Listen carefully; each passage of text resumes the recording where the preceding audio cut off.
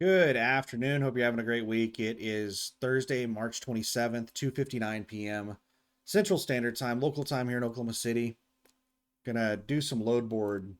I'm trying to find a trailer. I don't want to rant and rave for an hour about trailer utilization, but the trailer utilization department at Landstar is an absolute nightmare to deal with. They're lazy, they're bad at their jobs, they are confrontational, they are, you know, spiteful, vindictive, arrogant, condescending. You go down the list, they're unprofessional. They're just an absolute nightmare to interact with. I really hate dealing with them. And the agents also have to deal with them, and they hate dealing with them. So the drivers and the agents both hate dealing with them. Um, I think they're all work from home, which is, I suspect that's a big part of the problem. That's something that's happened over the last 5 to 10 years that's become commonplace that has just made it really, really frustrating to interact with like customer service people over the phone. Is a lot of them work from home now, and they're just not held to the same standards that they used to be. But anyway, I'm having difficulty getting a trailer from Landstar's trailer utilization department, so I'm trying to find a trailer using other methods. So let's see what we got going on here. What is this search? This is SOS loads. So if you know something happens while somebody's under a load, like they pick the load up and then they break down or they get it, arrested for drunk driving, they get into an accident, they get their contract terminated en route, whatever happens, they can't deliver the load. The agent or the driver or whoever will reach out to Landstar, and Landstar will try to repower the load. And they list the loads under the agency code SOS. Any load that you see listed as SOS agency, that's Landstar's customer service department, and these are repower loads. Um, Sometimes I've seen loads on here that never got picked up. And I don't know why an agent would reach out to Landstar to get Landstar to move one of those loads, but it's basically the agent or the driver desperate to move a load, and they've asked Landstar for help moving the load. And this is a way that you could pick up an empty trailer, is if, somebody's desperate to repower the load. Um, Maybe you'll be able to keep the trailer afterward. A lot of these repowers have a bunch of rules on them. Like they require you to bring them an empty to pick the trailer up, or they won't let you keep the trailer afterward. Some of these trailers are not even company trailers. They're private, it's, this person's personal trailer. Uh, so there's a lot of things, but this is one of the ways that you could get a trailer. Ooh, this one was updated 34 minutes ago. Um, yeah, but that's Tucson, Arizona is a long ways away from me. None of these places are close to me. So there are no SOS loads close to me. What's this one? What are we searching for on this one? Um, this one is a power only. So this one is just searching for power only loads. Well, we got one that just popped up. Lyons, Kansas to Kendall, Wisconsin. Rate per mile is 0, listed at $1. Total pay on the load is $1. Like, why would an agent post something like that? It's like they intentionally do not want anyone seeing the load.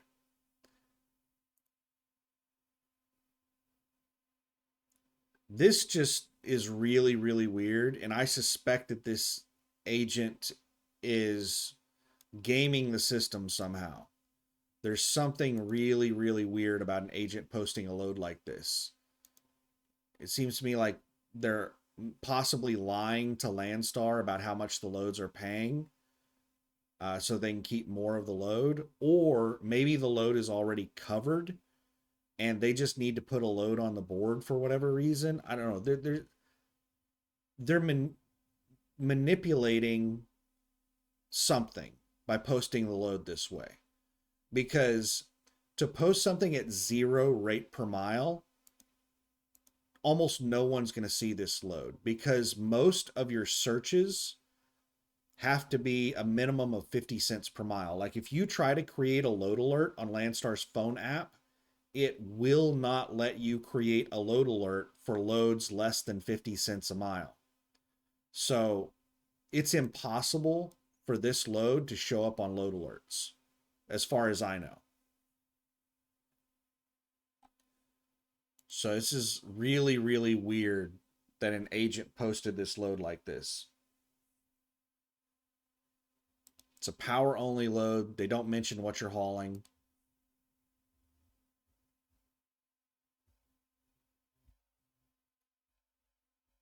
So the main thing that I'm looking for on power only loads are dedicated runs, and these are not dedicated runs. What you're looking for a dedicated run is one that picks up and delivers in the same place. So Seguin, Texas to Seguin, Texas. This looks like it might be a dedicated run, but when you look at it, it's not. It's just going from Seguin, doing a couple of drops, and then coming back to Seguin on a power only. So yeah, it's not. But dedicated runs, a lot of the time they're going to be power only because you're hauling customer equipment, and they're going to be picking up and delivering in the same spot because it's a round trip. So let's move on from that. And this is the Seguin to Seguin that I was just talking about. What is this? What is this? This was a load posted a few minutes ago. Fort Worth, Texas to Dallas, Texas. 49 miles, paying $400. $400.40. Now, the prices that you see on here are the full rates. That's the amount that the customer pays. I get 65% of the line haul and 100% of the fuel surcharge, which usually comes to about 70%. But on a short load like this, it actually does have fuel surcharge, it says, but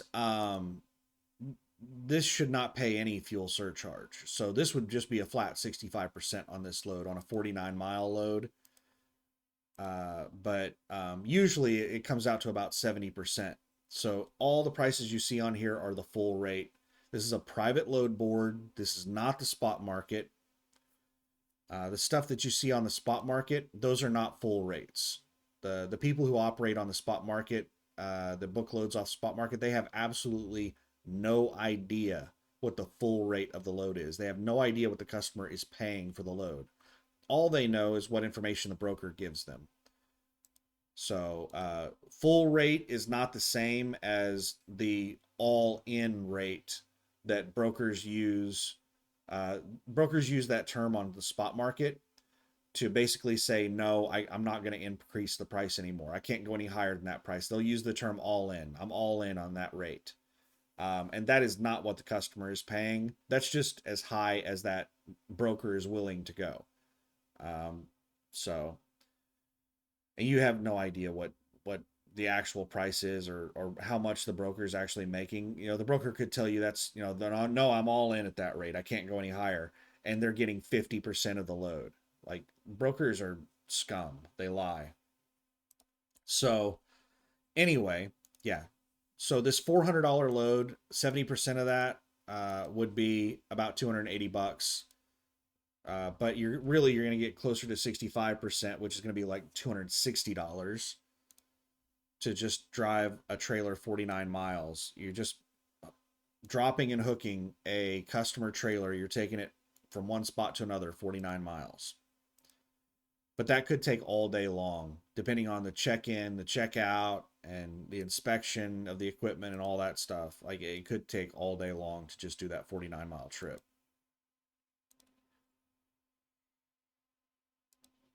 And it's not an empty trailer. Well, it could be. It's listed as 33,456 pounds. That's pretty heavy for an empty trailer. So it's most likely loaded. Whenever you're doing power only loads, the weight over here could be the actual weight of the trailer itself. And I think most dry vans weigh, let me think here. They weigh somewhere in the ballpark of like 15,000 pounds. So your tractor weighs somewhere in the ballpark of like 20,000 pounds. The trailer is about 15, so that's 35,000 pounds. And then you can have about 45,000 pounds of cargo, and that puts you at 80,000 pounds.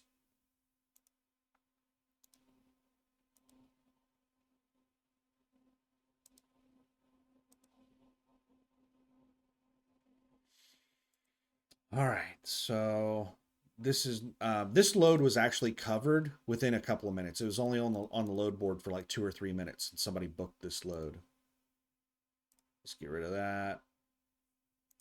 All right, what is this search? This is a 100-mile radius around Oklahoma City. Just basically looking for any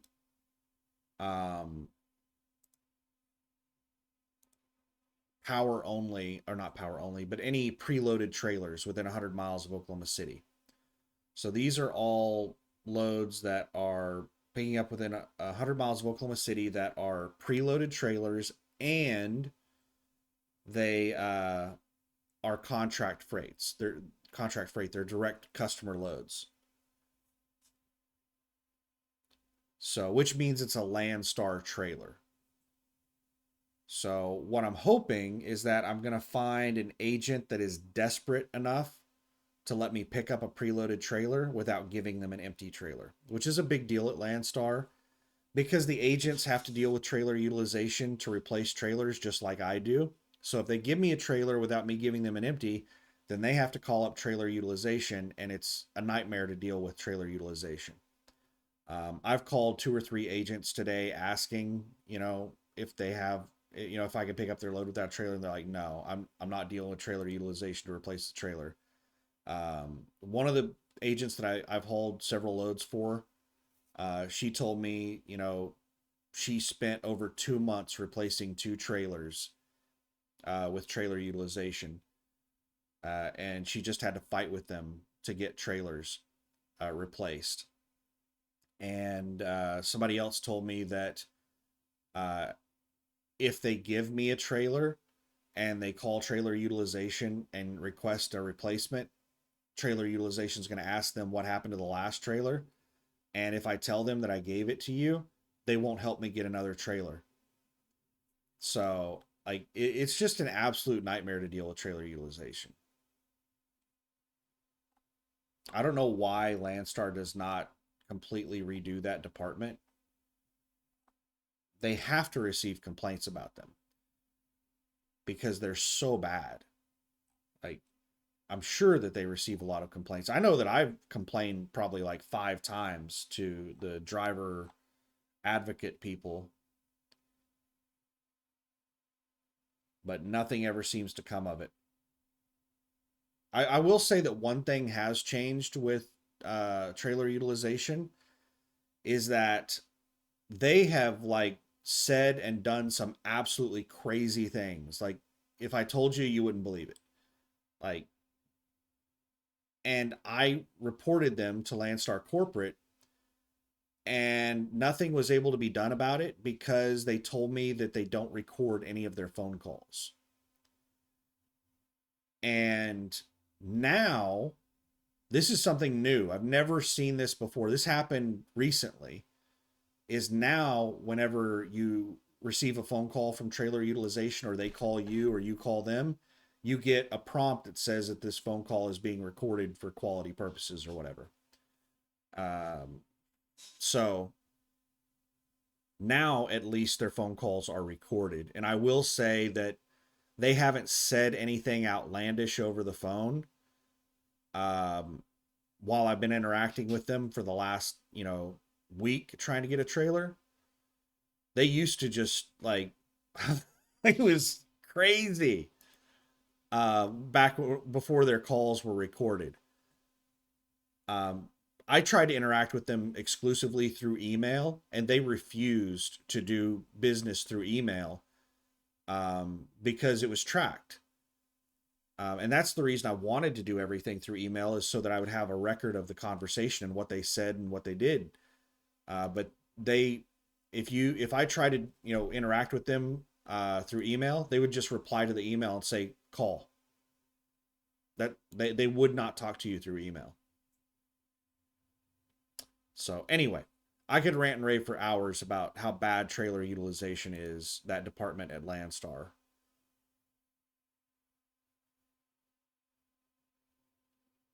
So the only load on here that I could get a trailer is this one right here. Oklahoma City to Henderson, Colorado. Let me show you this load. Hopefully it doesn't bug out loading it. Okay, so this is the CGI agency. They have the SIA contract. For anybody who doesn't know what SIA is, they're the ones that have the red equipment. SAIA, SIA. It's an LTL company, less than a load company. The terminal hopping company.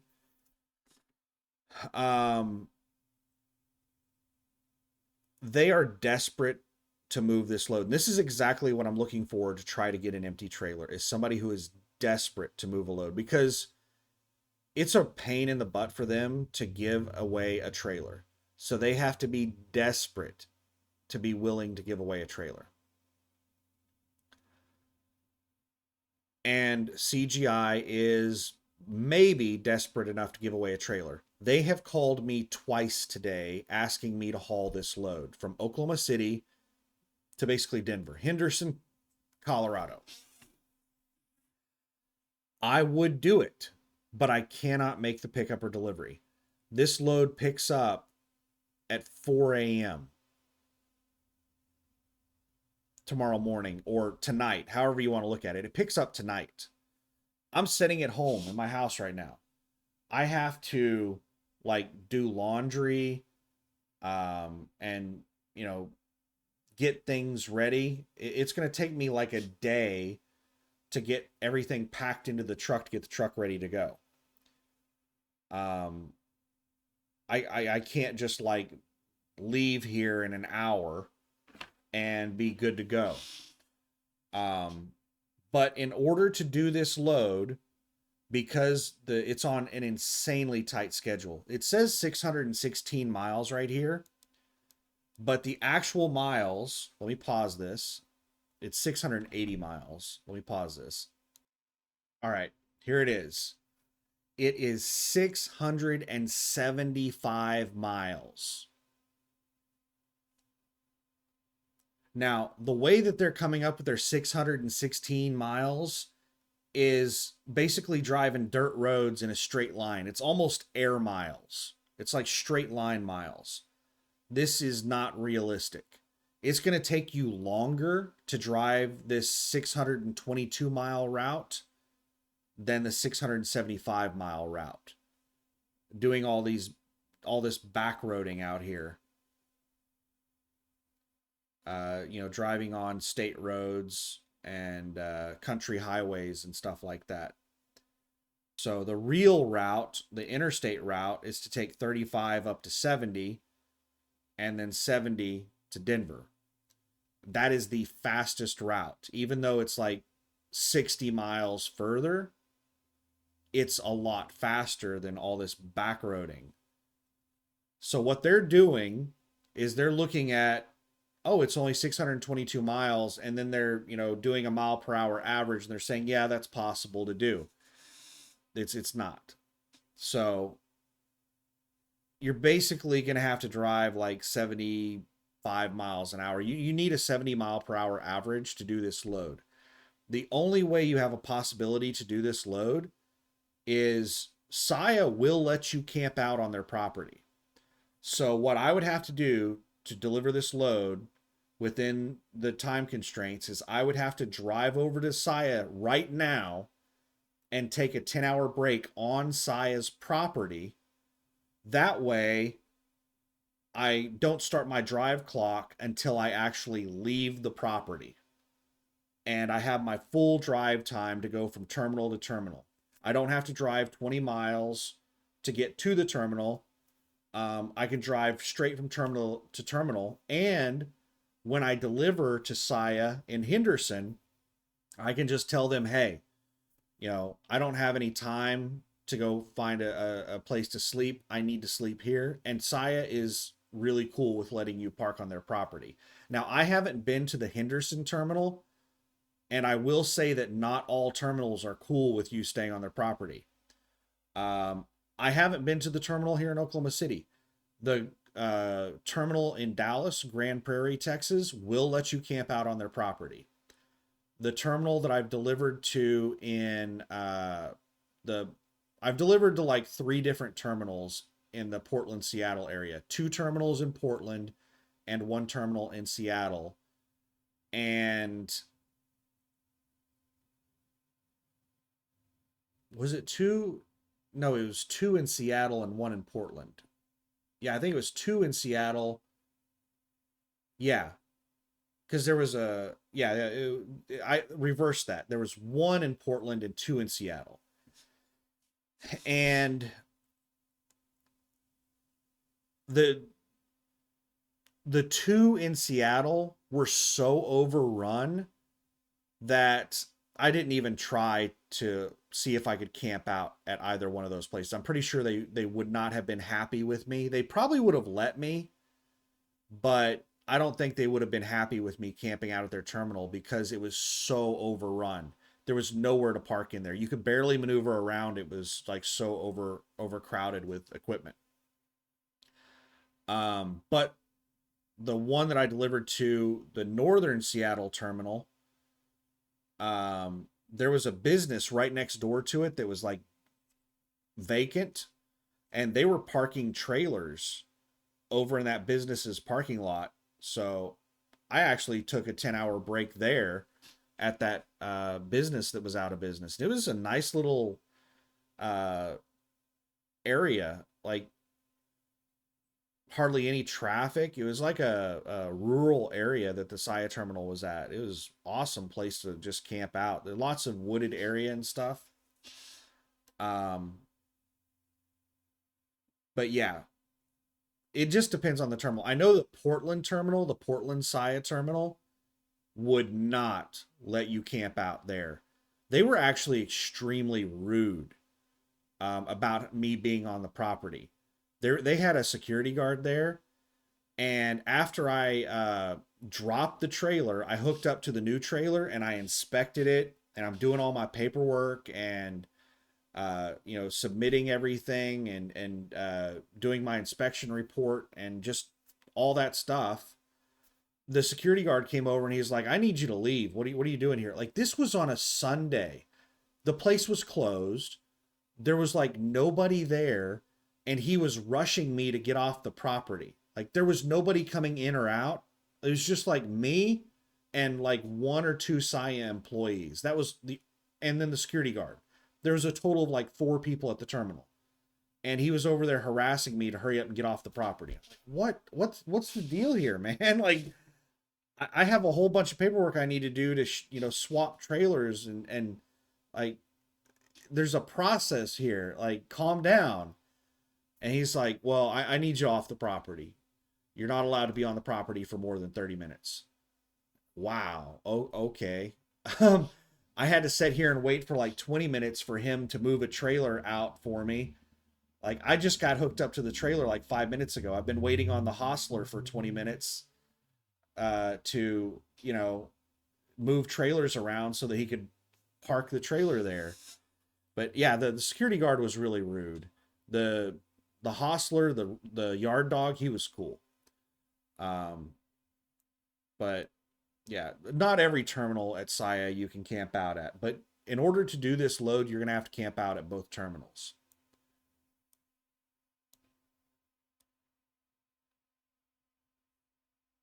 But yeah, I can't do the load. All right, let's go back and let's refresh. What is this? Okay, nothing new. This is the SOS loads. What are these? These are the power only loads where I'm basically just looking for a dedicated run. And there's nothing new there, no dedicated runs. And this one is 100-mile radius around Oklahoma City for just every preloaded trailer within a 100-mile radius around Oklahoma City. Let's extend this out to 300 miles. That's going to include Kansas City, Dallas, Fort Smith. I'm not sure if it goes as far as Amarillo, Texas, but 300 miles around Oklahoma City is a pretty big radius.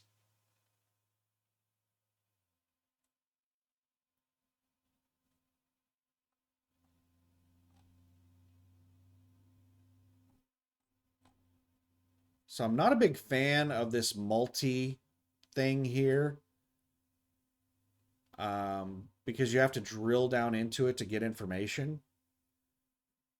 I mean, it's good that they compact, like if there's like 10 of the same load posted, they now they put it into one single listing, or they try to. Whereas on the old load board, it just lists, like if one load is posted 100 times, it's going to be listed 100 times. Now they try to compact it down into one single listing. But it's still a very poor implementation of it. So this was posted a day ago. These are old loads.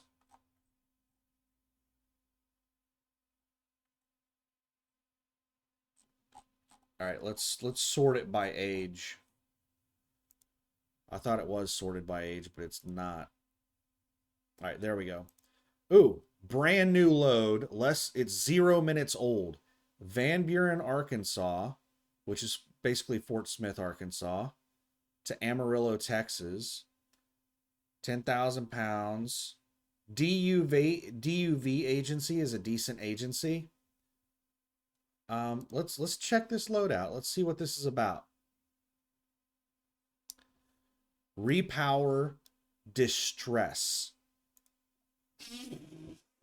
So this is a desperation load. We're going to call them. It says that it can be picked up anywhere between the 27th and the 30th. And they're desperate. It's a repower load. Oh, but this is like perfect. This is perfect.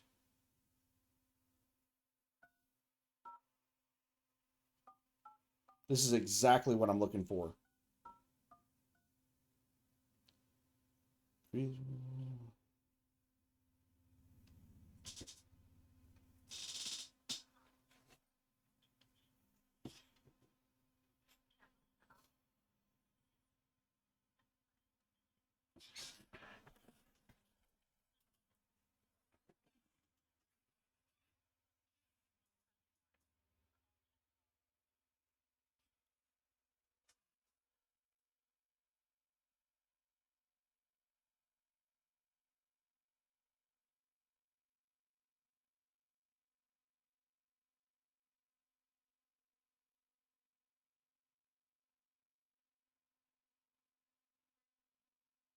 Hello. Hello, my name is Daniel. I'm calling about a load that you guys just posted. Repower load from Van Buren to Amarillo.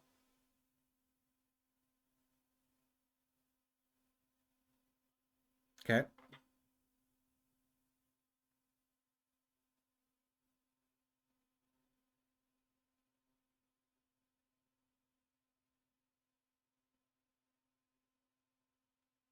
I think I just heard them say Amazon. So this might be a Prime trailer, not a Landstar.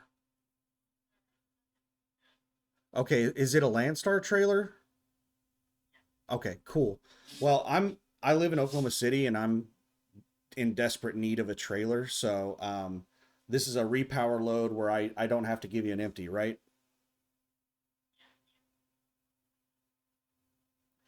Okay.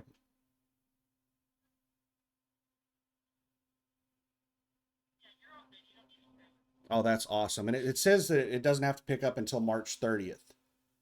I'm sitting in my house right now, so I need like a day or so to get my truck ready to go back out over the road. So what's the schedule on this like? It delivers March 31st at noon, and it shows that it can pick up all the way up until March 30th at midnight. Is this just is it? Where is this setting at? Is this on like a customer property, or is it somebody's house, or is it a truck stop, or what? At a shop? Okay. Okay, that sounds awesome. I'm in desperate need for a trailer, and you guys need this load repowered. So I think that, I think we're gonna be able to help each other out. So let's make this happen. Well, yeah, I need a trailer. The price isn't great, but I need a trailer. I'll take it.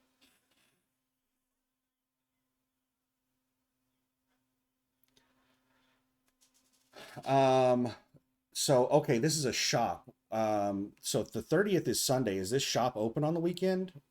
What's the situation on the shop? Do they have it like parked out front where it's not behind a gate or what? Okay, so out front, I'll be there. What I'll probably end up doing is I'll be there like early Sunday morning. Like I'll roll in at like 4 a.m. Sunday morning, 3 a.m. or something like that. I'm a nighttime driver. So yeah, as long as I can just pick it up 24/7, then yeah, I'll be there at like 3, 4 a.m. But if you find out that like they're not open or I need to be there in certain hours, please let me know.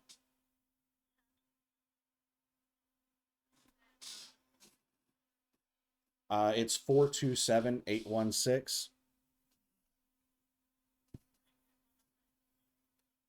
Yeah, the one I'm calling from, that's my cell phone. That's the best number. That's it.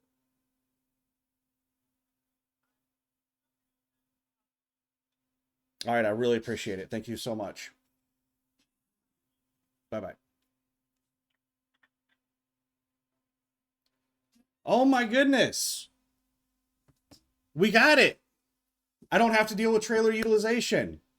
So they said it's at a shop and I can pick it up 24/7 at the shop. So they're going to give me an address. They're going to send me an email in a minute that's going to have the pickup address and stuff like that. So I can go look on Google and check out the shop. And what I'll probably end up doing is I'm going to call the shop and I'm going to verify with the shop because these that person I was just speaking with, that is not like the agent. That's just some customer service person that works at the agency.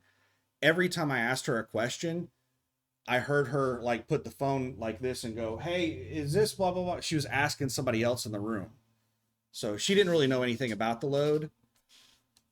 Um,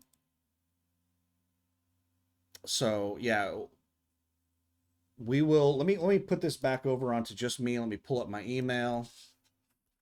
Usually takes them about 15 minutes to send an email.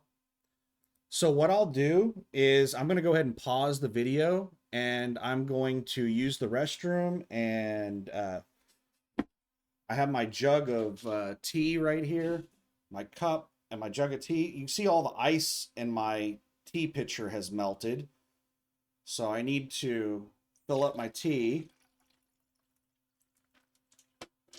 and I need to go down and refill my pitcher with more tea. So I'm going to pause while I go and do all that stuff. And by the time I get back, I should receive the email and we can pull up the map and all that stuff and figure stuff out.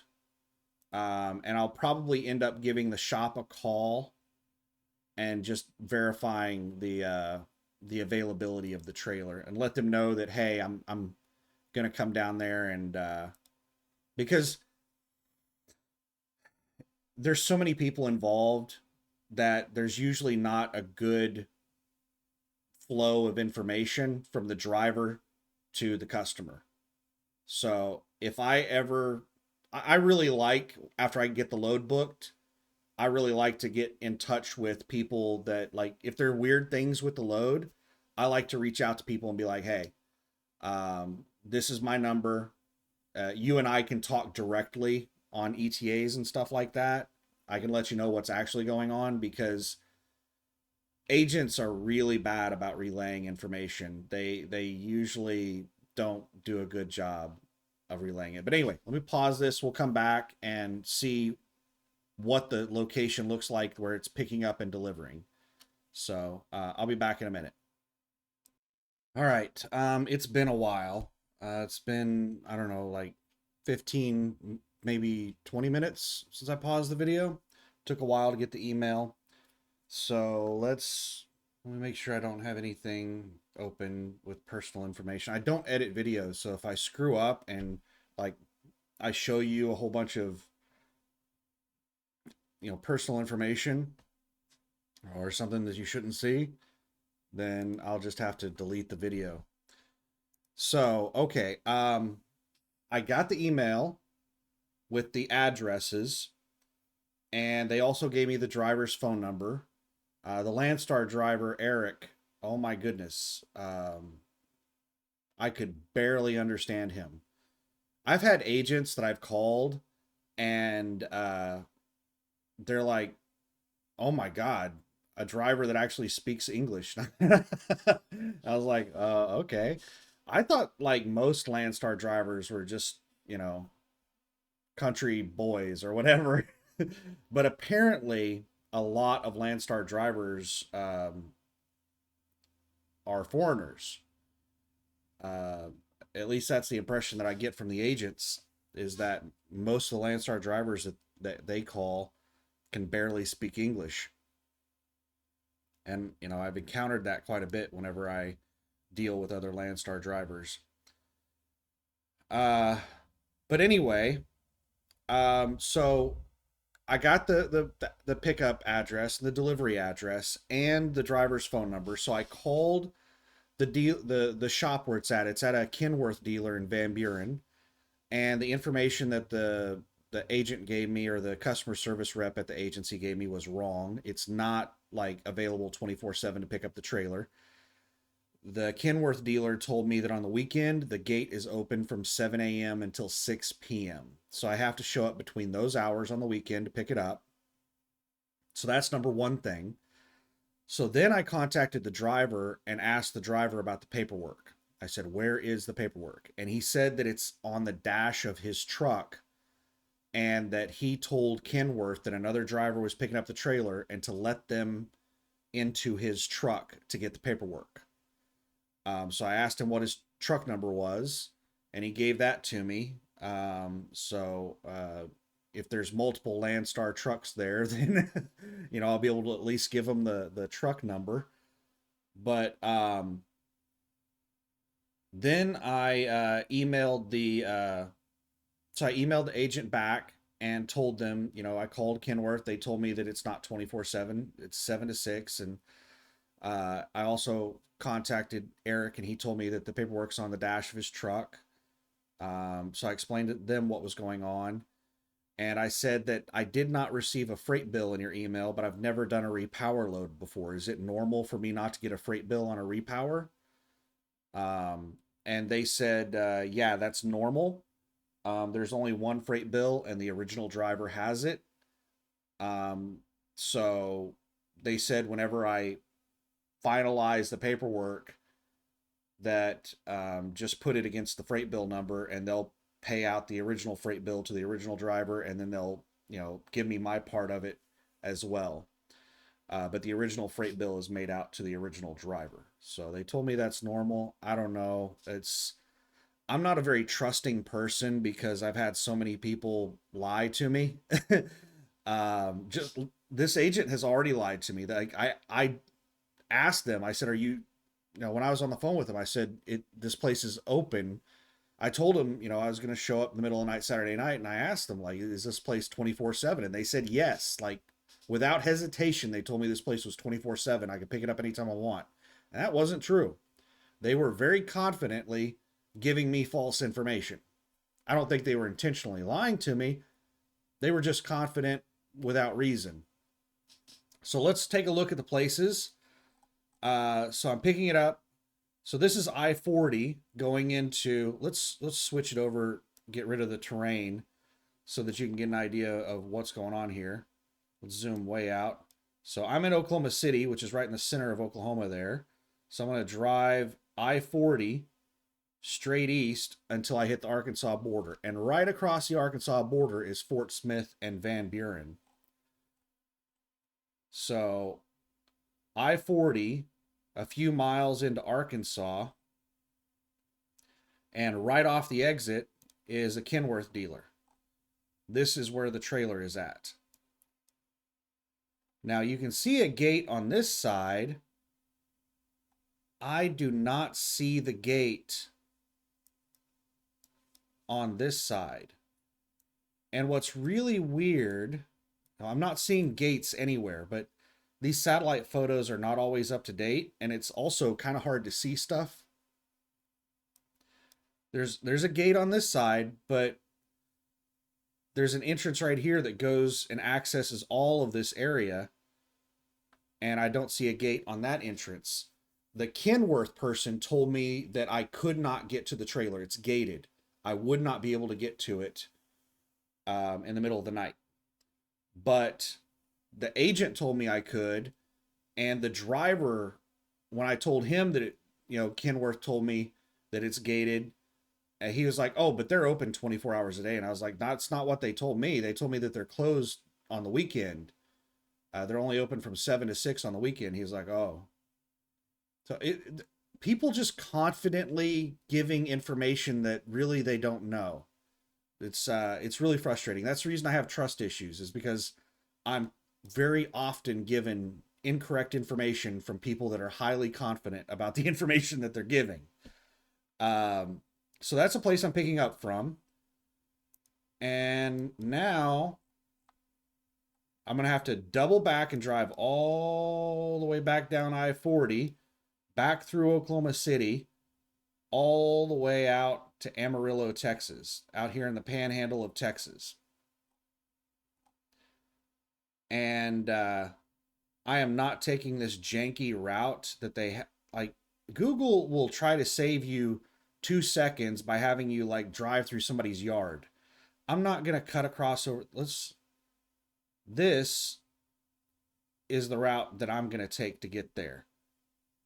Take the interstate all the way to this 335 business loop, and then I'm going to take the 335 business loop up to this Amazon distribution center.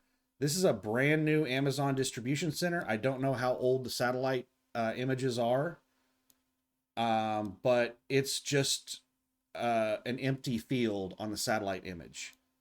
So this is a new Amazon fulfillment center. So unfortunately, because it's not on there's no image of it yet, I'm just going to have to kind of wing it as far as, actually, you know what? It shouldn't be too bad to find the entrance. I was wondering, is the entrance going to be off of this road, or is it going to be off this road? Well, it has to be off this road, because I just noticed that this 335 loop around Amarillo is designed like an interstate with on and off ramps.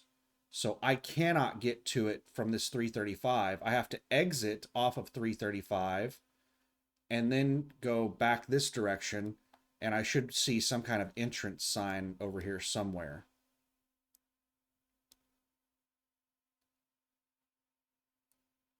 Let's see if people have started leaving reviews yet. Oh, it's got 108 reviews and they're bad. Oh, there's already some pictures. Oh, that's a video. What we got here?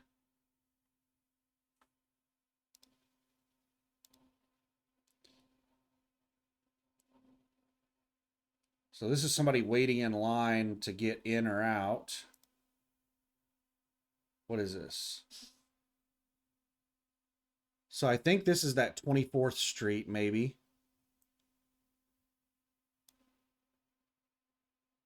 Northeast 24th Avenue to the right.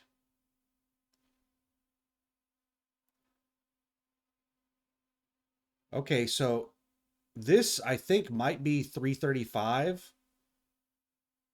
And this is the signed exit off onto Northeast 24th Avenue from 335. So, Northeast 24th would be up here somewhere. So I think we're looking toward the northwest, I think, in that picture. I'm just looking, see if there's maybe, oh, there's truck driver entrance right there. In between doors 126 and 127.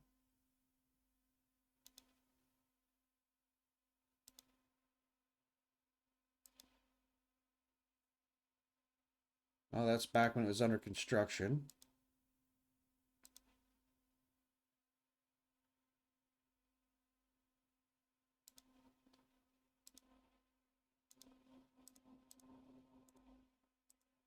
All right. As we get older pictures, it's just getting to the point where it's under construction. I was hoping in the pictures um, there would be like a picture of the entrance. No contact information available. Amazon has been in the process of taking over deliveries in the Texas Panhandle area this week. We have specific instructions for packages to be taken to a specific entrance and must be taken inside. We've had a package dumped outside and continue to go to the wrong area. Even with verbal instructions and directions, please train staff on following company instructions for delivery. I've double checked online information concerning deliveries to make sure everything is correct. Hopefully things improve. I don't even know what in the world that is in reference to.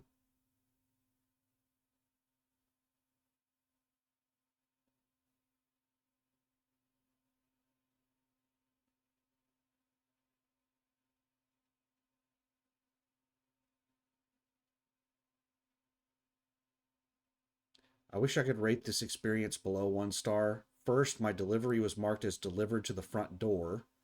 I checked outside, nothing was there. So this is somebody that received an Amazon delivery and they're leaving a review on this distribution center. So um, delivery sucks. A handicap ramp is there for a purpose to leave packages. These are people complaining about where the packages are left or they're not being delivered or something. Delivery after 10 p.m. is not acceptable. Ever since the couriers have started delivering, they keep saying we are closed and they tried to deliver.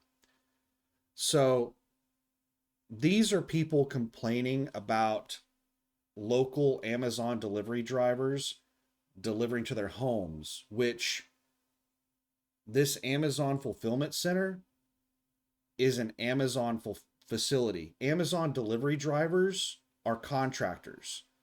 They don't work directly for Amazon. This fulfillment center is where they go to pick up the packages, but it's not where they work.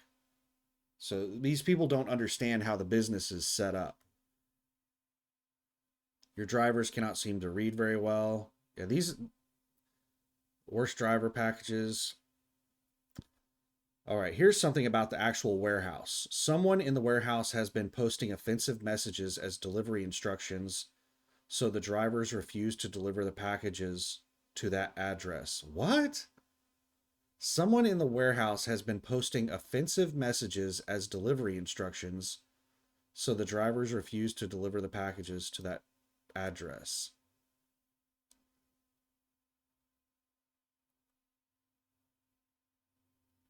What?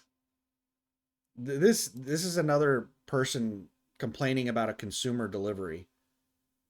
I had an 8 a.m. delivery appointment, arrived at 7. Okay, here's an actual truck driver. Had an 8 a.m. delivery appointment, arrived at 7:45 check-in. Extremely hard to understand him over their intercom system, especially with so many people talking in the background. Been here 3 hours now and still not unloaded. Second time delivering here. You would have thought that I would have learned my lesson the first time. Had a 6 p.m. appointment, arrived at 5:25, wouldn't check me in, said I was early. Wow, he got there 35 minutes early for an appointment and they told him he was too early. Turned around in their drive and proceeded to check in at 5:31. So he basically just did a U-turn in their driveway and got back in line. Still sitting here at 11:30 waiting for the call saying I'm unloaded. So you can't get there more than 30 minutes early. They wouldn't check him in because he was 35 minutes early. So he had to leave and turn around and come back around and get back in line because he was 5 minutes early, 5 minutes too early. That is crazy. Still sitting here at 11:30, waiting for the call saying I'm unloaded. One of the most inefficient places to deliver to. Unions are a disgrace in this country. They are horrible. We are outside of Canyon, Texas, and the driver literally tossed our packages in the bar ditch. Checked in at 10:30 p.m.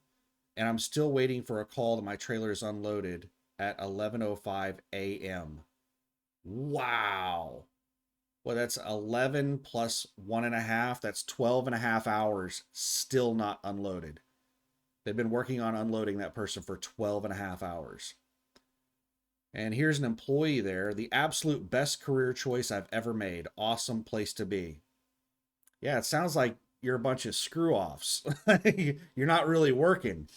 I'm sure it's an awesome place to sit around and get paid to do nothing. If you're taking 12 plus hours to unload trucks, get there about 30 minutes early. I showed up a little over an hour early and was turned around. Here's another driver saying that they will not let you in if you're over 30 minutes early. They are hard to understand on the speaker. Have your tractor license plate ready. They ask for it. I had to park and go to door W049 to get a dock door. I had a 10 a.m. appointment time, and apparently that's when they go to lunch. Didn't talk to anyone until 11 a.m. Dolly down and disconnect. You can leave the property. There are truck stops on the loop and I-40 about 2 miles away. They'll call you when they are done. Got my paperwork at door W049, left at 3 p.m. So yeah, it is a time kill. Today is August 22nd, and if you're delivering live unload, be ready to stay here 9 to 12 hours minimum. There's minimum employees working at the warehouse.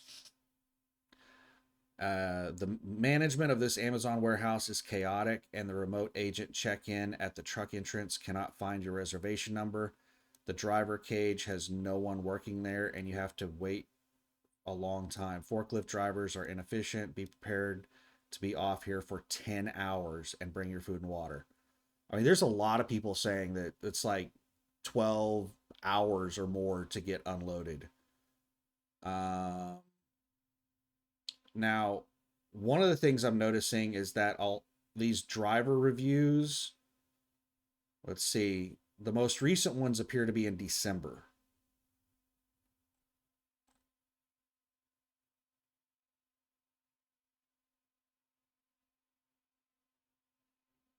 Here's somebody talking about an Amazon driver stealing his package. He rolled up, took a picture like he delivered it, and then left with the package. I've had food delivery people do that. I've had food delivery people set the package on my porch, take a picture, pick it back up, and leave with it. Like, these gig workers are, man. I'm sure there's some good ones out there, but there's a lot of bad ones.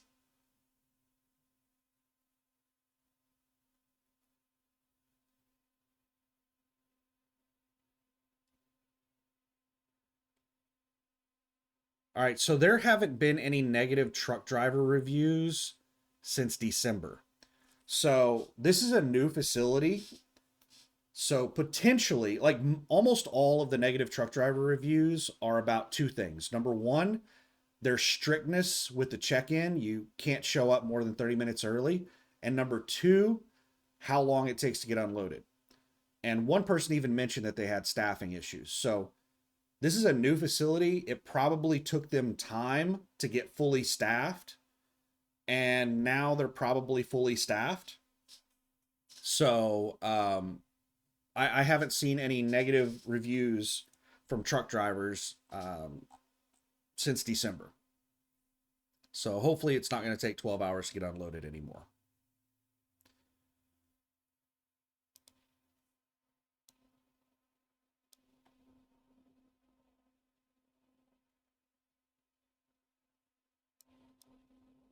But that is the load. Let me pause this for a second. All right, so I was just sitting there thinking, trying to figure out like the trip plan, but I'm really tired. I don't know what the deal is with my sleep. Like yesterday, I was awake for over 20 hours, and I went to sleep at, I want to say 11 p.m., and I woke up at about 3 a.m. So I only slept for maybe 4 hours, and I was just wide awake. And now I'm tired. How long have I been awake? I've been awake since about 3 a.m. 3 a.m. to 3 p.m. is about 12 hours. I'm going up about 14 hours right now. Is that right? No, that's not right. I've been awake longer than that. Maybe I'm wrong about the time that I woke up. Maybe I woke up yesterday afternoon. Oh no, yeah, I remember. I went to bed at uh like 6 p.m. and I woke up at like 10 p.m. So I've been awake since like 10 p.m. last night. Um but anyway, I'm tired and I'm not thinking clearly. So I'll do the trip plan tomorrow after I'm going to go to sleep here in a minute. Uh the issue with the trip plan is I have to plan around like a few different things. One is the Kenworth dealer being open on the weekend. Two is my delivery appointment. And the third thing that I have to take into consideration on the trip plan is banned locations. In the email I received from the agent, they say that this is a high value load. It's an Amazon load. Like it has Amazon crap in it.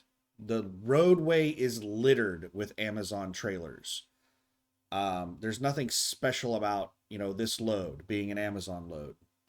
But anyway, you know, it's a high value load. So they have a list of locations that you're not supposed to stop at. Like the entire state of Florida is in their list. The entire state of Florida is a dangerous area for trucks as far as theft goes. Um, let me pause this for a second, and I'll show you their list. All right, I copied it out of the email and threw it into Notepad so that I don't have to worry about having to delete the video because of you seeing something in the email. So in the email, they have this no stopping locations. The following locations have been compiled by both Landstar and DUV. DUV is the agency name. These locations are known for their high theft of trucks, trailers, and loads. That was Eric just replying to me, telling me that I texted him and I asked him if he made sure to remove his lock from the trailer, and he just replied back and said yes. Okay, so Southern California, basically the entire LA region. Barstow, California. Is Barstow not in Southern California? I don't know where in the hell Barstow's at. Ludlow, California, San Diego, California, Tucson, Arizona, Holbrook, Arizona, Phoenix, Arizona, the Dallas, Fort Worth, Texas area, Laredo, Texas, all of Florida, Atlanta, Georgia, all of the Newark, New Jersey area, Indianapolis, Indiana, Memphis, Tennessee, Nashville, Tennessee, West Memphis, Arkansas. And then it has a special note next to West Memphis, Arkansas, and it says absolutely prohibited to stop here. Now, West Memphis, Arkansas is a popular place to stop for fuel and, to take a break. There's several truck stops in West Memphis, Arkansas. So as far as the absolutely prohibited to stop here, I'm guessing that's involving like parking for a break, like taking a 10-hour break or something. There's no way that they could prohibit you from stopping there to fuel up. It's a really popular fueling spot. They have good fuel prices in that area. The next thing is Seattle, Washington, Sayre, Oklahoma. And this one also has a special note next to it. just like West Memphis, Arkansas, absolutely prohibited to stop here. And then Earl, Arkansas. So the problem is Sayre, Oklahoma. Sayre, Oklahoma. Let me pull the map back up here. Sayre, Oklahoma is over here in western Oklahoma. Right here it is. Let's. Right here's the Oklahoma border. This little dotted line right up. I can't do the mouse straight up and down. But Sayre, Oklahoma is really close to the Texas border. And it is a very popular spot to stop. There's truck stops in Sayre. They typically have good fuel prices in Sayre, and it is absolutely prohibited from stopping here. This is where I would have stopped and taken my 10-hour break, but it's prohibited. So what I would have normally done is I would have driven from Oklahoma City to Van Buren, picked up the trailer, and then driven back through Oklahoma City over to Sayre and parked right there. And that would have been right at, 500-ish miles probably. Let's see. It's like 200 miles from Oklahoma City to Van Buren, and then 200 miles back, that's 400 miles. And then another 150 or so miles to Sayre. That'd be like 550 miles approximately. Maybe 600 miles. So I'm going to have to find another spot to stop that's not close to Sayre. So I'll probably end up stopping short of Sayre, because I don't think I can make it past Sayre.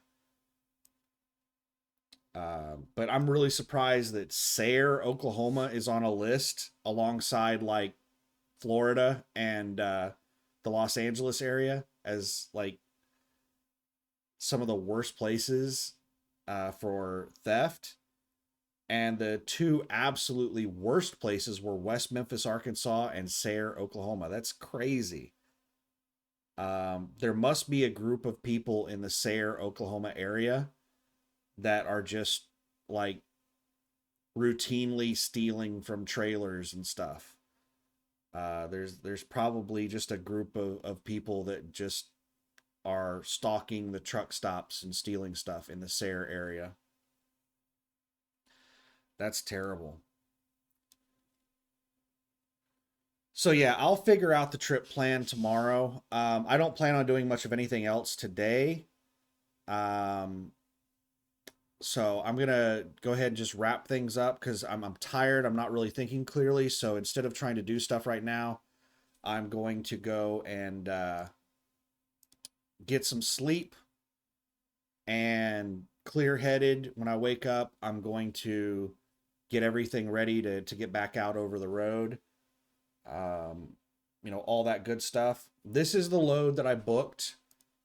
It's Van Buren, Arkansas to Amarillo, Texas. It pays like nothing. It's $1,300, of which I get approximately 70%. I've got the exact amounts of the fuel surcharge breakdown and all that stuff. So let me pause this and I'll give you the exact amount. All right. Of that $1,300, it is, the way it breaks down, it is $1,119.19 is line haul, which I get 65% of. And $180.81 is fuel surcharge, which I get 100% of that. I get 65 of the line haul, 100% of the fuel surcharge. It comes out to $908.28, which comes out to 69.8%. So almost exactly 70%. If this were a longer mileage run where I was getting, a bigger chunk of fuel surcharge, then it would probably be closer to the 70% mark. So I just got a load alert. I've still got my my load alerts set up. I haven't turned them off yet. What is this load alert? And you know what? It's absolutely just complete luck that we even saw this load, because I do not have a load alert set up for these loads. My load alerts are set up for power only loads, looking for dedicated runs, and SOS loads. So what is this? Is this an SOS load? The agency is BYU. It's not an SOS load. And it's a container paying $1,300, power only, going 123 miles from Houston, Texas to Bryan, Texas. No comments. And it's not listed as a direct shipper load. I thought that maybe I didn't set direct shipper on the power only stuff.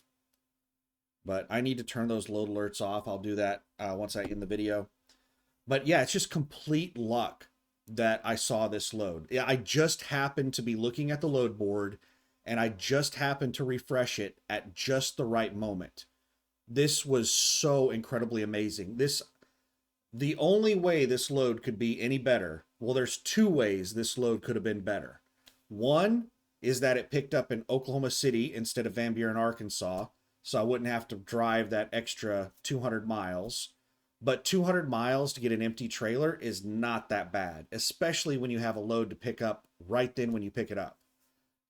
You're not going to have to... See, here's the thing. You may be sitting there thinking back and reflecting on, like, oh, they offered you trailers that were 400 miles away. Why wouldn't you just go take that? Those trailers that were 400 or 500 miles away. Well, it's not just the 400 to 500 miles that I have to drive to go pick the trailer up. I'm also going to have deadhead to pick up the next load. So that 400 to 500 miles turns into 700, 800, 1,000 miles that I'm driving before I finally get a load. Whereas this one, it's 200 miles and then no deadhead afterwards. It's just 200 miles and then load. So that's one way it could have been better, is if it picked up in Oklahoma City instead of Van Buren.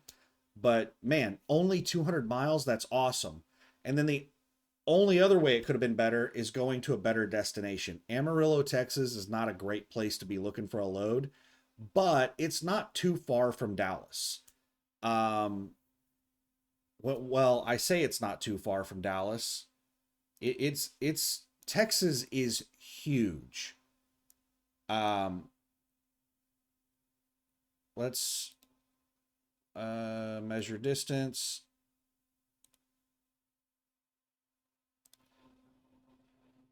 $350 miles, approximately 350 miles from Amarillo to Dallas.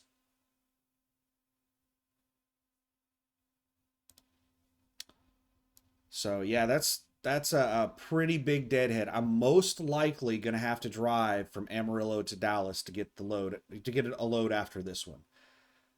If I take a load out of Amarillo, it's probably going to be a cheap load. So unfortunately, I'm probably going to have to drive all the way to Dallas. I'm probably going to have a 350-mile deadhead to get the next load after this one. So yeah, those are two things that could be better about this load, is that, it wasn't perfect. It's an absolutely phenomenal load to get me a trailer. I'm not complaining. I'm just saying it's not perfect. A perfect load would have picked up in Oklahoma City and delivered in Dallas, and it would have paid, like $10, $15 a mile. That would have been a perfect load to get me a trailer. Or just like no, that would have been better than like a short little 20-mile load in Oklahoma City, because Oklahoma City is not a good place to be looking for a load. Getting me down to Dallas, that would have been even better than, like a 20-mile run in Oklahoma City to get me a trailer. So, yeah, this is awesome. This is so awesome. I got so incredibly lucky that I just so happened to be looking at the load board when this load was posted, and it was listed in the comments as a repower load.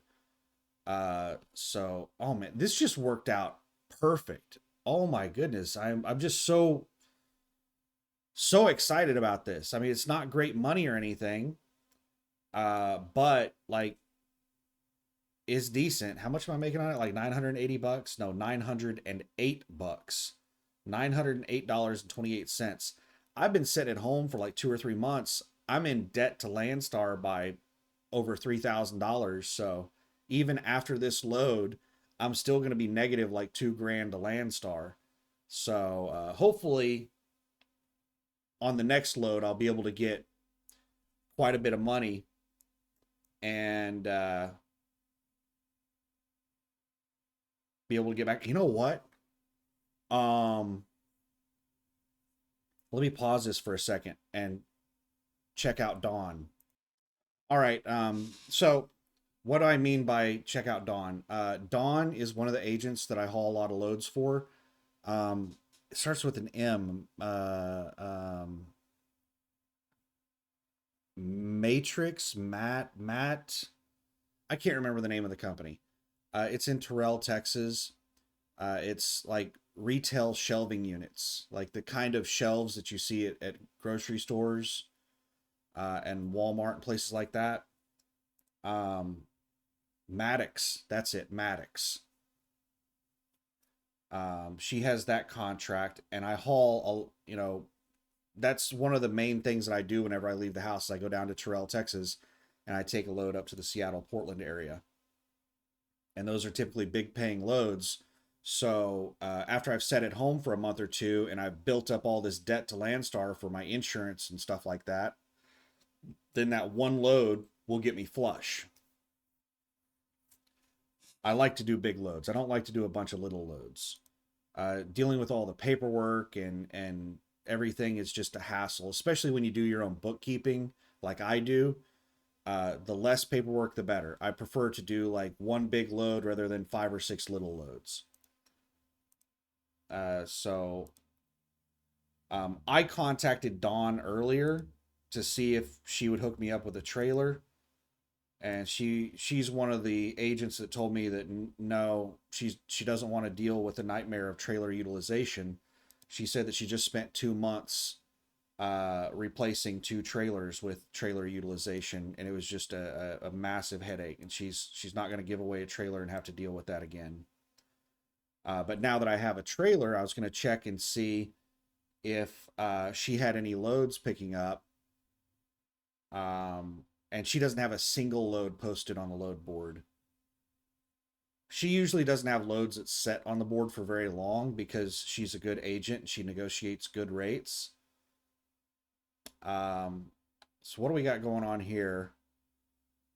I did not sort this by pickup date, so I'm not delivering the load until Monday the 31st at noon. So it would have to pick up like Tuesday in order for me to pick up a load.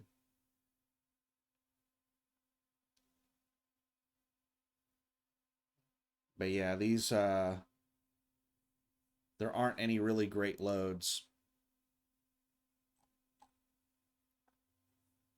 Let's sort by distance and see like what's the closest load to Amarillo. Oh wow. The closest load to Amarillo is 284 miles away, and it requires a van with lift gate.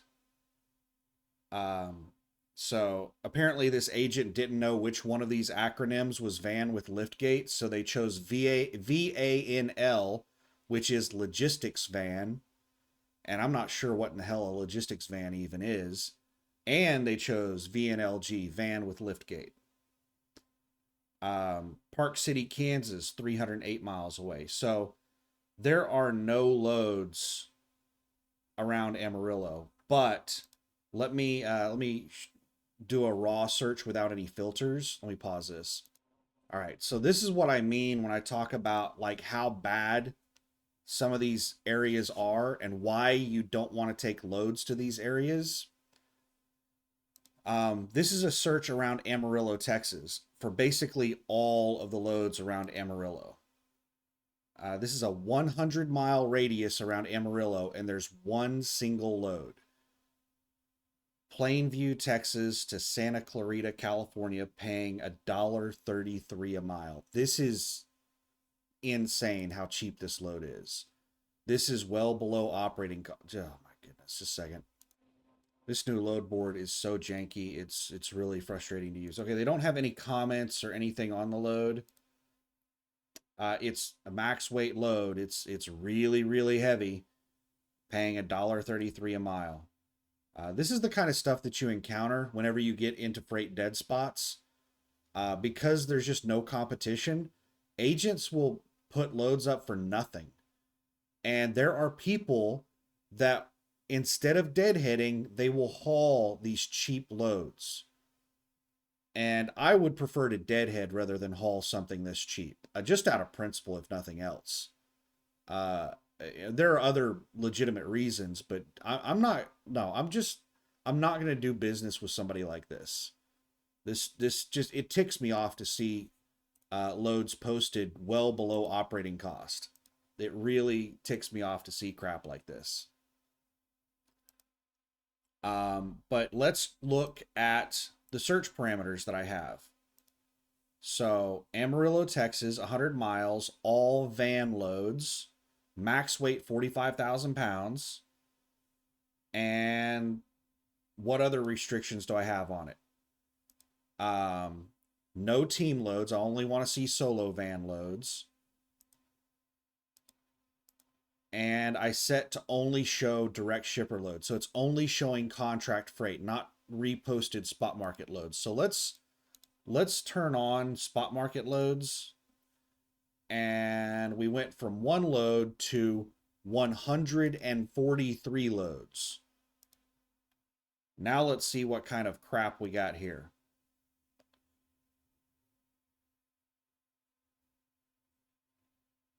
A bunch of really cheap crap. Here's Plainview, Texas to Denver for $3.56 a mile. Has an extra stop on it, 500 miles. Almost all this stuff's like a $1.70 a mile. And remember, this is the full rate. We only get approximately 70% of this. So a load that's listed as $2 a mile, really, that's $1.40 a mile load. Something that's listed at $2 a mile actually pays $1.40 a mile. If you were to see it on the spot market, it would be listed at $1.40.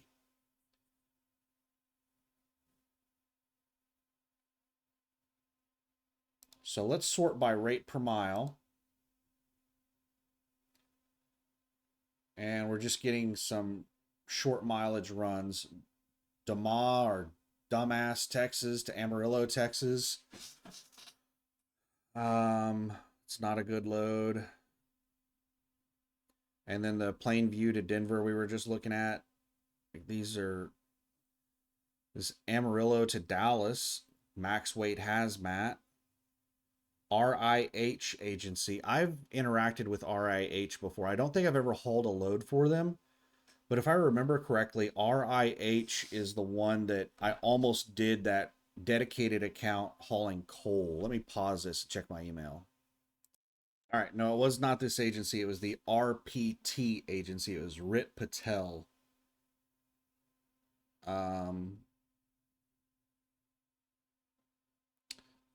So the deal with the coal dedicated run was it was shuttling coal. I think you were picking the coal up in Huntsville, Alabama, and then taking it to Texarkana, Arkansas, and then turning around and deadheading back.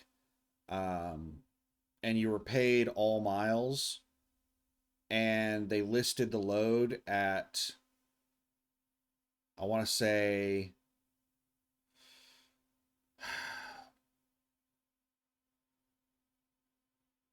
it was like $3.50 a mile, $4.25 a mile. It was like really good. Might have even been something like $4.50. You know what? Let me check my email real quick. Let me pause this. All right. So I just looked it up. What it was the load was listed at $5.70 a mile. And that's what the load listing was. And it was listed as a dedicated run that was on like I think a year-long contract. Running, Monday through Friday, basically every week for a year. There were a certain number of loads that the contract was for, and it was expected with the number of drivers and the number of trucks and everything like that. It was supposed to take like a year to do the number of loads. But anyway, $5.70 a mile is what it was listed at. And I called and inquired about the load, and I was like, yeah, this is awesome. Like, I've been offered a lot of dedicated runs, but they don't really compare to just like regular loads on the load board. All the dedicated runs are cheap. They're way below market price. This is the first one that I've seen that's actually like really good. 570 a mile is awesome. That's how the conversation went. And I was like, yeah, I'm really excited about this. I'd love to do this. And then he went ahead and he was like, yeah, I'll get everything set up and I'll get you all signed up for it. And what was going to happen on the run was we were all supposed to go to like Fort Smith, Arkansas, to a trailer dealer and pick up brand new trailers. They were trailers for hauling coal. I don't even know what kind of trailer it is. It's like I don't know. I've never hauled anything except a dry van, but this was like some kind of end dump or something like that. I don't know. But anyway, we were supposed to go pick up brand new trailers, and then pick them up in Fort Smith, and then take them to Huntsville and start doing the run. So he was setting all of that up and scheduling everything for us, and that went on for like a week, and then he finally sent out a freight bill. And the freight bill was not 570 a mile. And the 570 a mile is the full rate, of which I get approximately 70%. And back when the freight market was at all-time highs, 570 a mile was not uncommon. Like I ran at that rate a lot. I hauled loads that were like $12 a mile. I hauled a lot of loads that were paying $8, $9 a mile to me, like after the percentage cuts. Like I hauled 1,000-mile loads that paid me like $7, $8, $9,000. They were paying $12, $13 a mile on the full rate. So 570 a mile wasn't anything crazy, but 570 a mile on a dedicated run, that was awesome. Because almost all the dedicated runs were paying really cheap rates, like half market price. But then he finally sends out the freight bill after he's been stringing all of us along, this group of drivers, for a week. And I don't know how many people he like tried this trick on, but I don't know how many people dropped out of the group. But when he sent the freight bill out, it was not 570 a mile. It was $3.30 a mile, which 3.3 times 0.7, that's about 231 a mile, which is not very good. Back when we were at all-time high freight market, I was consistently running for over $3 per mile gross to the truck. Oftentimes I was running for like $3.50, $4 a mile, sometimes even $5, $6, $7, $8 a mile. So to run at 231 a mile back when the market was at all-time highs was kind of dumb.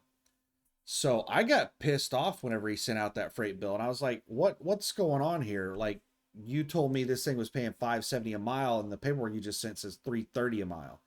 He said, yeah, it's 570 a mile just for the first load. And then everything after that is at the 330 rate. Didn't I tell you that? And I said, no, you didn't. That probably would have been something important to bring up. And I said, I'm not running this for 330 a mile. We had this conversation. Whenever I talked to you, I said that, this is the first dedicated run I've seen that's actually paying market rates. All the dedicated runs that I've run across up to this point have been paying well below market. And you didn't bother to tell me that this thing actually was paying well below market. Anyway, that's the conversation that we had. I was really pissed off. I told him to take me off of it. I wasn't going to do it at that price. And he ended up contacting me like 6 months later about some other dedicated run that was way over on the East Coast, like Virginia or something. Maybe one of the Carolinas. And it required me to have a pneumatic system installed on my truck. And he said that he would pay for it up front. Like I was going to have to pay for the pneumatic system, but he would cover the upfront cost and I would just pay him back out of my settlements over time. I was like, no, I'm not. And he told me that it was like $6,000 or $7,000 to have that pneumatic system installed.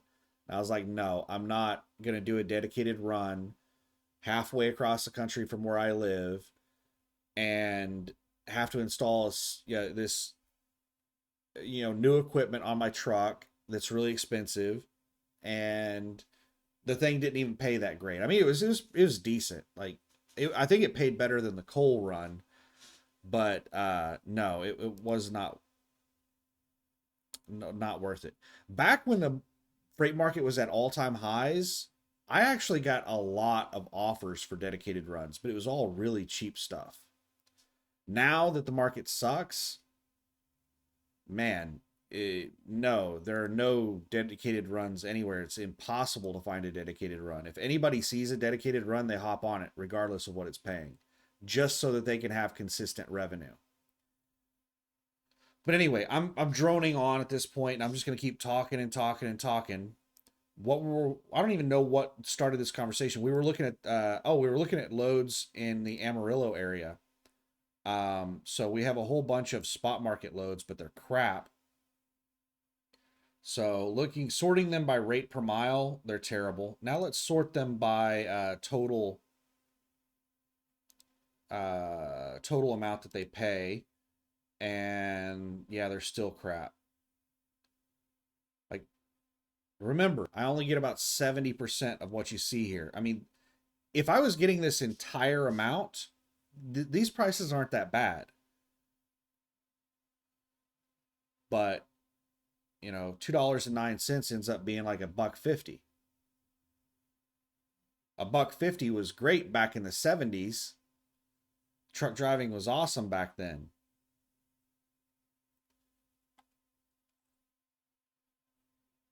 But yeah, I'm gonna have to set up load alerts coming out of Amarillo. Let's edit the search, and let's go in here and change it back to only contract freight. No teams. Yeah, we'll look at hazmat. It better pay a premium though. I'm not hauling hazmat on the cheap. Now, let's extend it out to 250 miles. And we got 49 loads.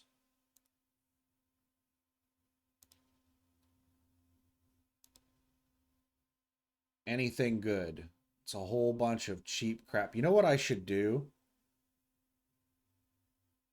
It's honestly not even worth looking at loads that are below 250 a mile because they just pay so cheap.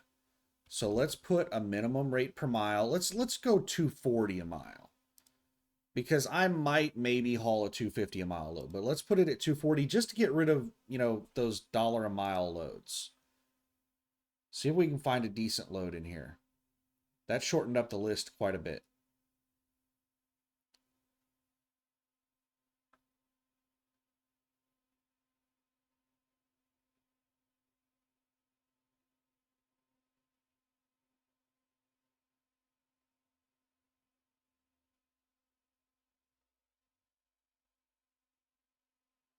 And I'm not.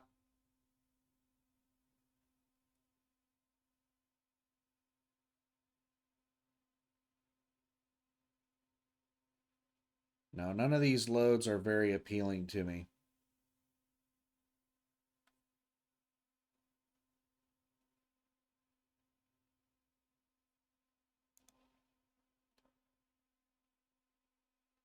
These are all pretty bad loads.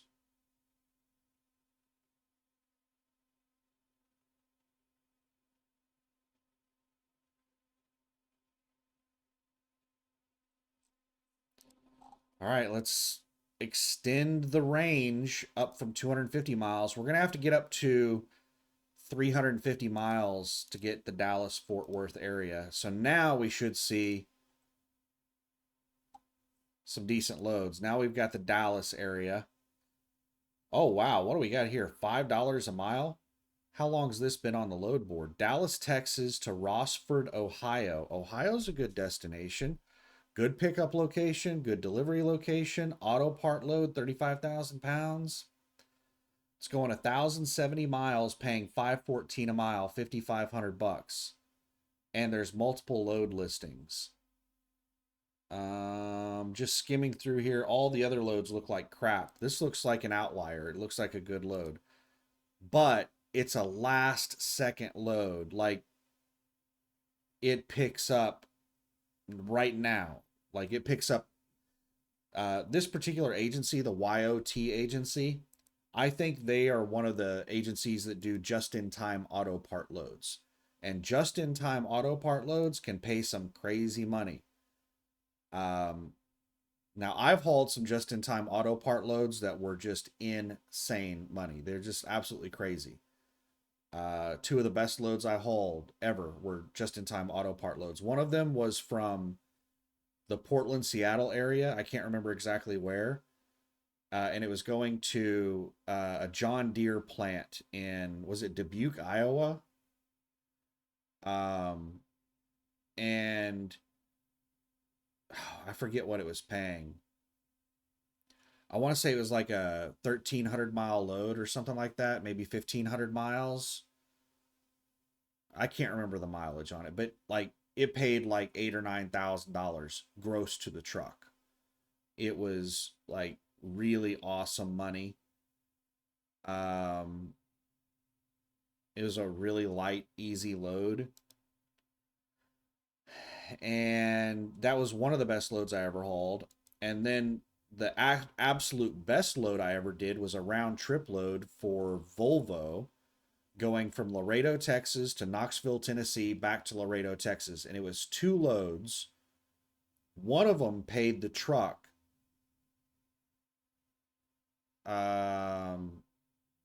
like $7,000 or $8,000, and the other one paid the truck like $5,500.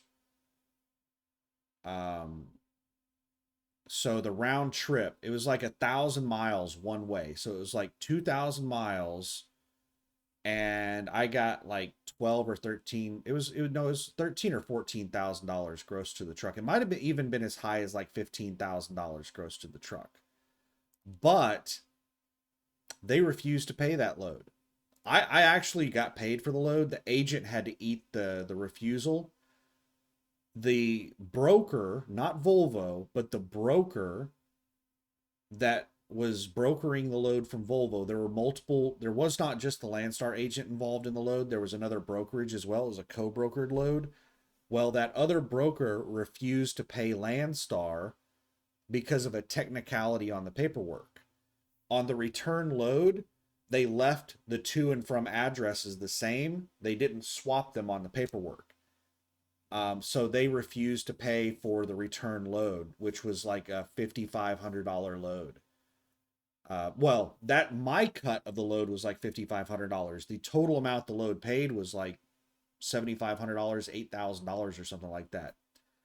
And that's the reason the paperwork is so important, is because there's so many shady people in this business that will refuse to pay for loads over technicalities. And they probably still got paid from Volvo, but they didn't pass that money on because Landstar didn't do the paperwork properly. So they got to keep that entire $7,000-8,000 or whatever for the load.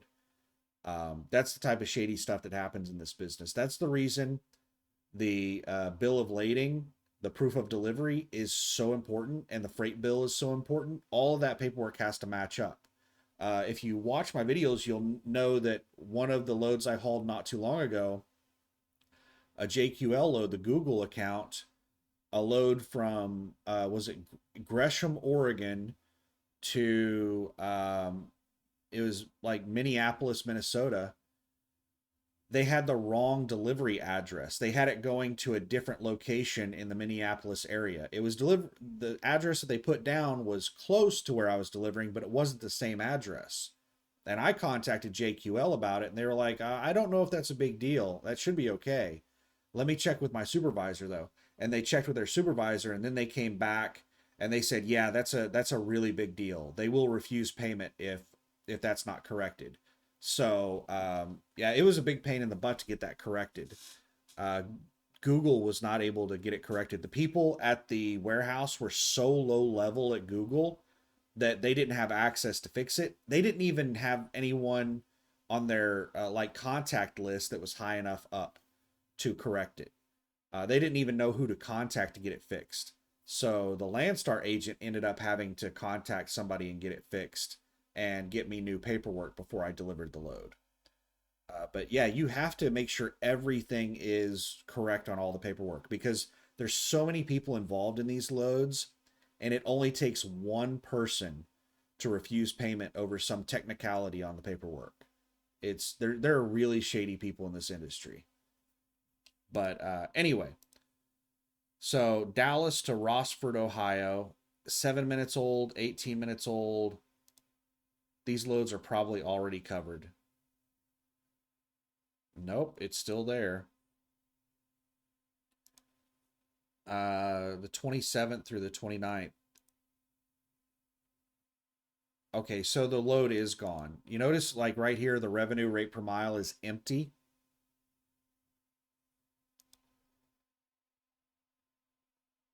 Those loads are covered. They're gone.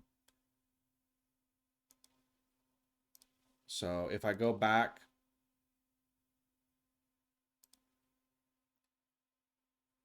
see, now they're gone. Yeah, good loads like that, they disappear off the load board really quick. If I refresh this, it'll disappear from here.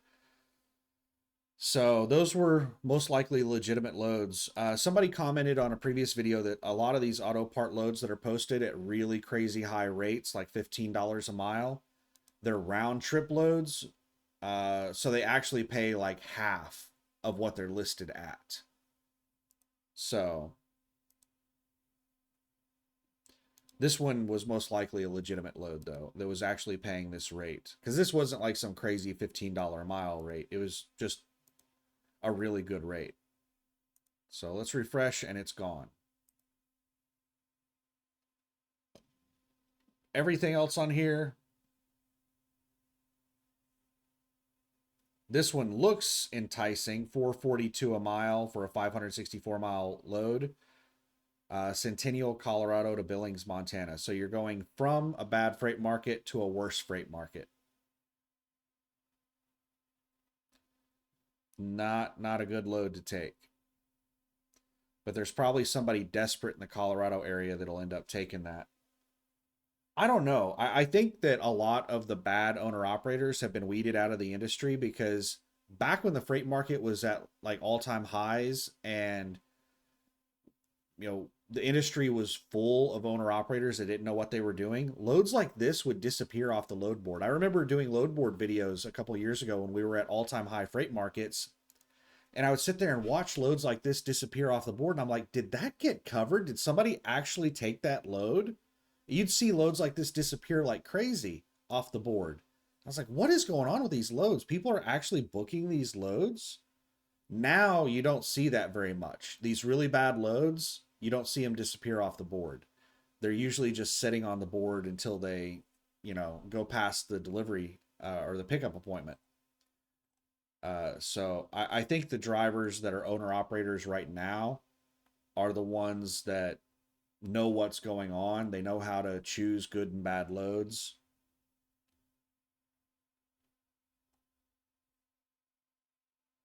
But yeah, all these loads are bad. I'll just have to set up my load alerts, but I need to go to bed. I'm tired and I'm having issues concentrating, and I'm just going to keep droning on and droning on if I don't end the video. So, yeah, once I get back out over the road, I've got a new phone to record driving footage with, and I've got a new mount for my phone. I had to buy a new toll transponder because the battery on my last one was getting old, and I tried to replace it myself, and in the process I damaged the little computer chip because it wasn't meant to be taken apart. So I had to get a new toll transponder from Best Pass. I think Best Pass, yeah, is the place I have my toll transponder through. Um, yeah, but yeah, I need to get all that stuff installed on the truck when I get back out there. Get the new phone mount in, get the new toll transponder in, get all that stuff. And hopefully I'll be able to do some driving footage again, because all my phones right now, I can't really do driving footage on them because the motion stabilizers have just gone out on all my phones from all the driving footage I recorded. After like 100 hours of driving footage of the phone shaking really bad doing motion stabilization, it just burns out the little motion stabilizer. It just makes it to where it doesn't work at all. So this will be the third phone that I've used for driving footage. I've ruined the motion stabilizers on 2 phones so far. But hopefully we'll be able to get some driving footage again when I get back out over the road. I'm not sure if I'm gonna head out, if I'm gonna leave the house Saturday or Sunday. My delivery appointment is Monday at noon in Amarillo, and I can't get there more than 30 minutes early for the appointment. So it does me no good to get there too early.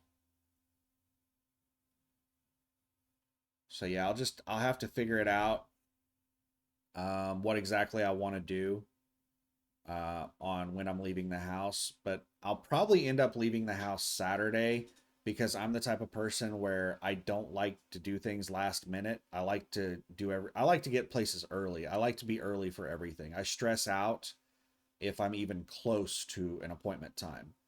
So I'll probably end up going and picking up the trailer on Saturday. I don't know. We'll see. I'll have to crunch the numbers in my head and see like what it's going to look like if I leave and I pick the trailer up Sunday morning. So if I drive 200 miles and I arrive, let's say that I leave, it's 200 miles away from Oklahoma City to Van Buren approximately. So that's, let's say, 4 hours.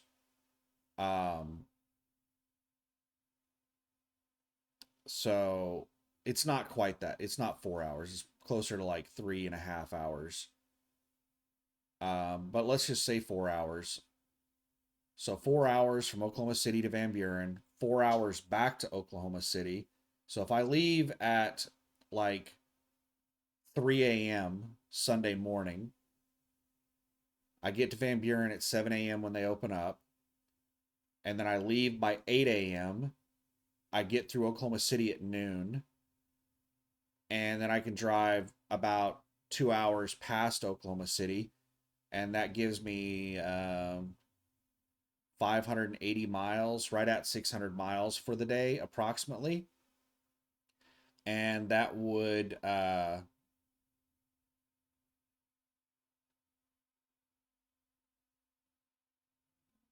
me stopping at 2 p.m. Sunday,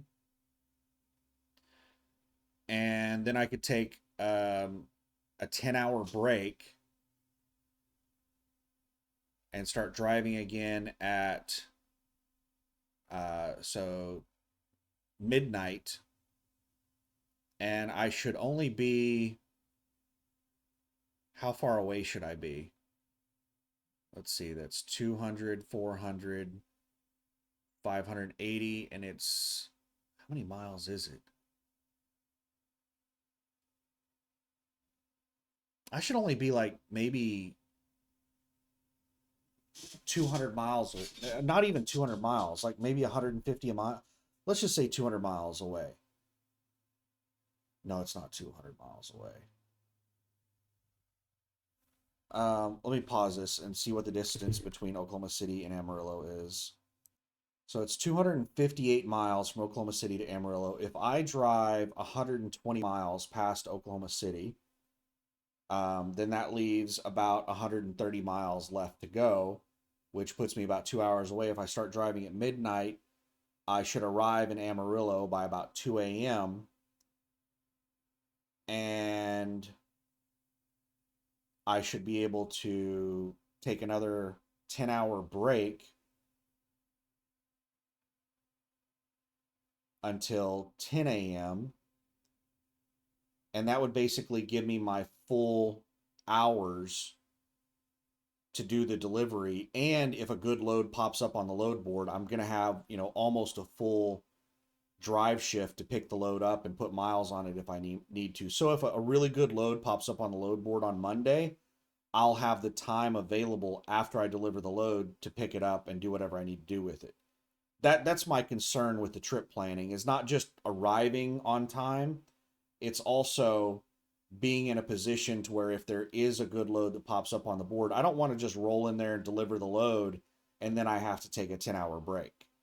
I would like to get there, deliver the load, and have hours available that if there is a good load, I can take it. If there's not, then, I can go take a break.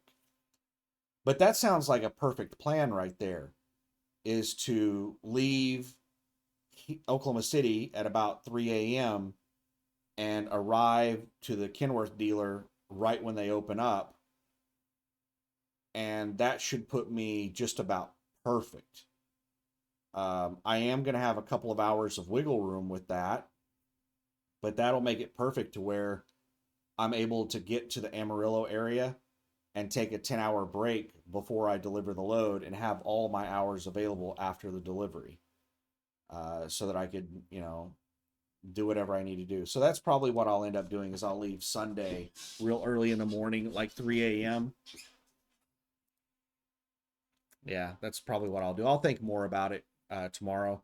And that'll basically give me 2 days to get everything ready and wrapped up, and get the truck loaded up and all that good stuff. So anyway, thanks for watching. Hope you're having a great week, and I hope things are going great for you. The freight market sucks and people are struggling out there, so hopefully things turn around soon. I'm not hopeful. There's a lot of uncertainty right now. Uncertainty leads to volatility. Uncertainty is bad for business. So, but I keep hearing from places that the oil and gas industry is kicking off. There's a lot of things moving behind the scenes right now, but we're not going to see that for another like 3 months. Like this summer, sometime this summer, the oil and gas industry should start taking off. And that could be really amazing for the freight market. That could be really, really good to see the oil and gas industry take off in this country. I don't know. We'll just have to wait and see. And also with all the tariffs and everything, we're likely going to see a lot of manufacturing come back to the United States. The problem with manufacturing moving back to the country is uncertainty. If businesses are certain that these tariffs are going to stay in place and this is just how things are going to be in the future, then they're going to just start making preparations to move manufacturing back to this country. But if there is like uncertainty as to whether these tariffs are actually going to stay in place or what, they're going to be hesitant to invest money into moving manufacturing back to the United States. So if we get rid of uncertainty, then we could see manufacturing moving back to this country. That could be amazing. One of the things, let me show you something. Let me pause this. All right. So unfortunately, the blur effect is blurring out the average rate per mile, but it sucks. So what I mainly want to show you here is the available loads. So back when Los Angeles was a premium market, it was number one by a huge margin. It had like 1,000 loads more than second place. Now the Los Angeles market is number 5, and it's roughly 700 loads below the New York City area, Eastern Pennsylvania. And then we have Chicago number 2, and then Houston, and then Atlanta, and then finally we have Los Angeles down here. The Los Angeles market has completely fallen off. Looking at the West Coast, that tells us like what the imports from China are like. Whenever there's a huge drop in the number of loads in the West Coast, that means there's a huge drop in stuff coming in from China. And Like, this is abysmal. The amount of stuff coming in from China is really, really low. So I haven't done a deep dive yet into figuring out what's going on in the world economy and all that stuff. I'm so tired right now, I can hardly think. But there's a lot of stuff going on in the United States economy, the China economy, the world economy. The economy is really, really bad, and there's a lot of shifting happening in the economy and in the global supply chain. So I don't know. I'm gonna have to do a ton of research to figure out where the freight's moving to, how much manufacturing is actually coming back to the United States, like what type of long-term preparations are businesses making, um, for these tariffs and all the stuff that's going on. I don't know. We'll have to wait and see. Let me check one other thing real quick. Fuel prices. They've gone up quite a bit. Wow.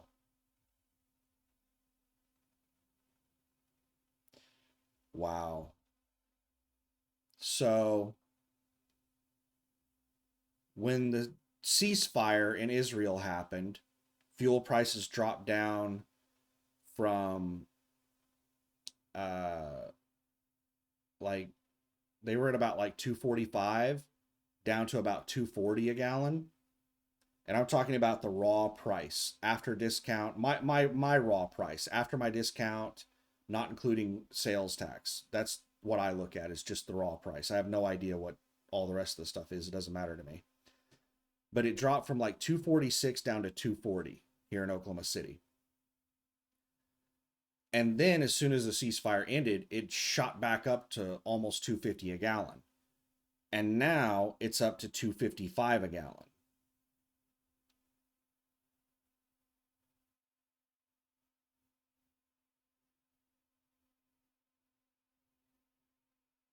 And the Oklahoma City and Dallas area are some of the cheapest places that you can generally get fuel in the country. To compare that to Portland, my cheapest price in the Portland area is 272 a gallon. Oh wow, TA is beating out Flying J by 7 cents a gallon. Flying J was beating TA Petro over in the Portland area by like 1 or 2 cents a gallon. Now TA's beating them by like 7 cents a gallon. What's it like in Oklahoma City? Okay, TA cheapest price in Oklahoma City is 255. And it looks like the cheapest Flying J is 257.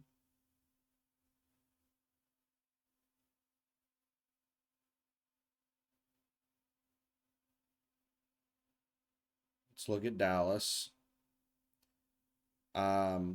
Bonnie View Road has a TA on one side of the interstate and a Flying J on the other.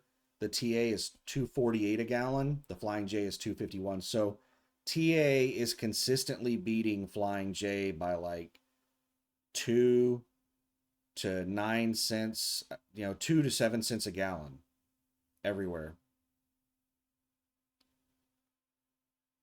At least they're still somewhat competitive. But right now, prices are a little volatile. And when there's, big shifts, 5 to 10 cent per gallon shifts in a week, then you can have disparity between the different chains. They don't change their prices at the same rates, or at the same pace. So once everything settles down, then, the prices might get a lot more competitive. They might get a lot closer to each other. So I'm going to have to make a decision when I leave the house whether to use TA Petro or Pilot Flying J. It looks like Love's still is an outlier. They're not really competitive. Um,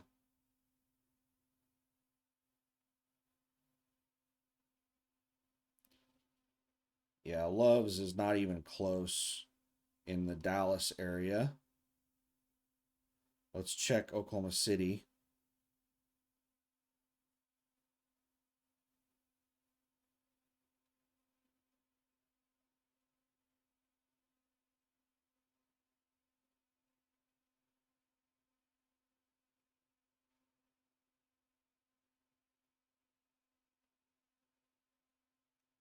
Let me see if that's the cheapest Loves. Yeah. So TA is 255, Flying J is 257, and Loves is 267. So Loves is, you know, 12 cents a gallon above the cheapest price. So Loves is not really competitive. I mean, it's kind of in the same ballpark. If you really, really, really want to use Loves, you can pay a little bit of a premium for fuel and use Loves. But right now, if you're looking for the cheapest fuel at Landstar, looks like you're going to go with TA Petro. If you are willing to pay a little bit extra for the better reward program, then you could go with Pilot Flying J. So I don't know. I'll have to do some trip planning on the fuel and see who I'm going to use. I tend to stick with one uh, one chain at a time. Um, I don't like to just fuel up at different places all the time because your showers get mixed up all over the place. So I usually just look at who's the best at the moment, and that's who I use until there's a new best. So I'm gonna have to figure out who that is because last year it was Pilot Flying J. This year it looks like it's going back to TA Petro. We'll have to wait and see. But anyway, I just rambled on for another half hour. So thanks for watching. Have a good one. Bye.